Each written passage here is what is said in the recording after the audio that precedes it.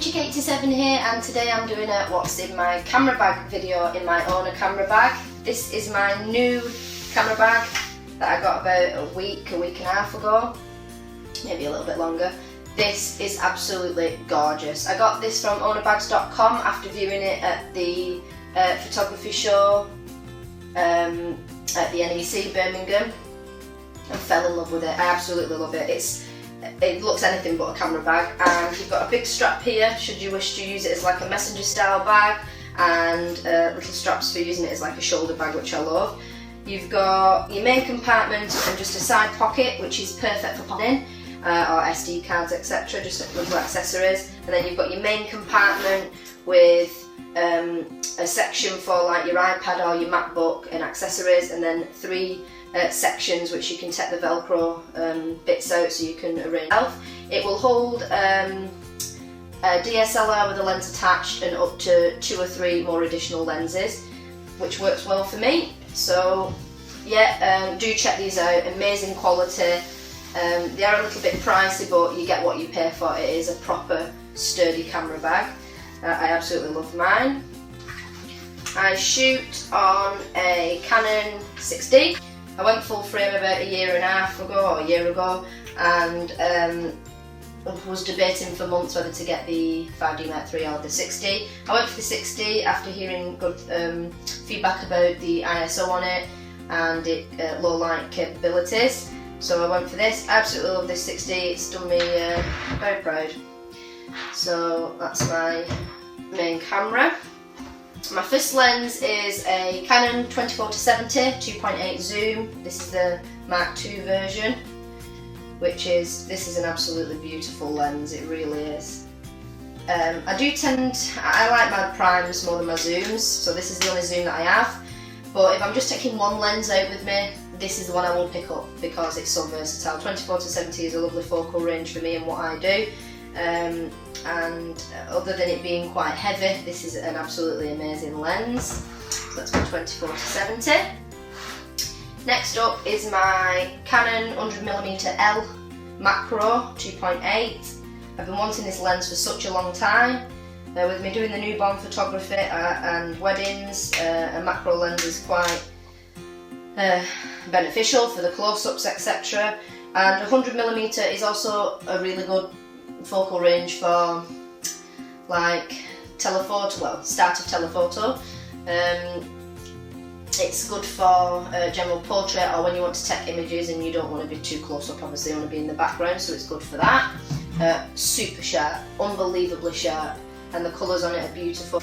Next up is a lens that I have fallen in love with, and I'll admit I've been a little bit of a Canon L snob. I do like my good glass. However, this has opened my eyes a little that you don't have to pay the very, very expensive Canon L prices to get good glass, or good images for that matter. But this is the this is the Sigma 35mm 1.4 lens, which I am in love with right now. The minute I took it out of the box, the build quality, it just feels so solid. It really feels better than a Canon L lens. I mean, I'm not really fussed about build quality at the end of the day, as long as it performs okay. I mean, I'm not out in the great outdoors where it's getting banged and knocked or getting wet or what have you, so that's never really been an issue. But in terms of build quality, I was impressed, and then I shot with it and then I fell in love. It is super sharp, colours are lovely on it as well, fast autofocus on it, and just a beautiful, beautiful focal range. I like 35mm. I say it's like the 50 but a little bit wider, and some people don't like it for portraits. I however love it for portraits, and the reason I got this was because when I was doing my newborn studio sessions, the 50mm wasn't wide enough. I needed a little bit more width, and that 35mm gave me that, and also I can focus closer as well. So beautiful. I'm really tempted to get the 50mm art. I've heard really good things about it, so I might possibly get the 50mm, but it weighs the same as the 24-70, which is quite heavy. It's about 830 grams, and that is a beast to carry. As you can see, that's why I've not got a 70 to 200 in my range. I'm a wimp, I won't carry anything heavier than that. So yeah, I might possibly have a 50mm out in my collection soon. And my last lens is Canon's 85mm 1.8, and the reason why I haven't got the 85mm L lens is it's very pricey. I have heard amazing things about it, but it's very slow. When you're spending so much money on a lens, you don't want to have to put up with slow focusing on such a quality lens. So I decided to get Canon's standard 85mm 1.8 lens, and it's a brilliant lens, it really is. I mean, obviously you've not got the same build quality as these, but like I said, that's not really a major issue for me.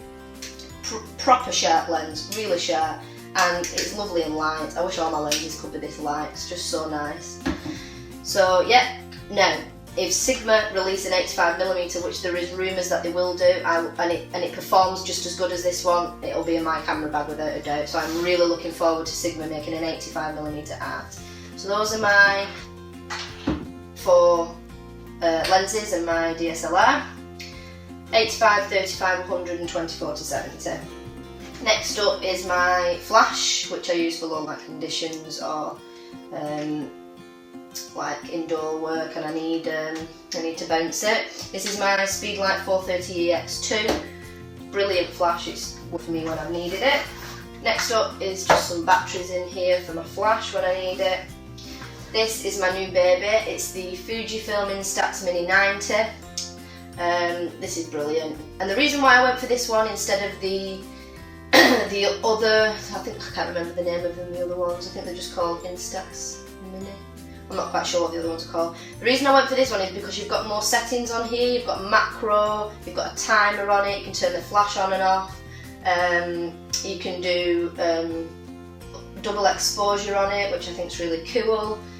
Yeah, I tested this out at the photography show and fell in love with it. So what I like about it is, obviously it's fun to have anyway if you're into photography, but I like to give my clients a little Polaroid picture to take home with them after a session. Obviously they're excited to see the images, so it's nice for them to take something home to remember. Next up is this is so cute, my friend got me this, Emma's Photography Bits and Bobs. I just keep my SD cards in here and spare batteries, also lens caps so they don't get lost in the bottom of the bag, so it's really cute that I like that. So yes, that's my what's in my camera bag video. I hope you've liked it, and please give it a thumbs up, and if you've got any comments leave them below, and I shall see you in my next video.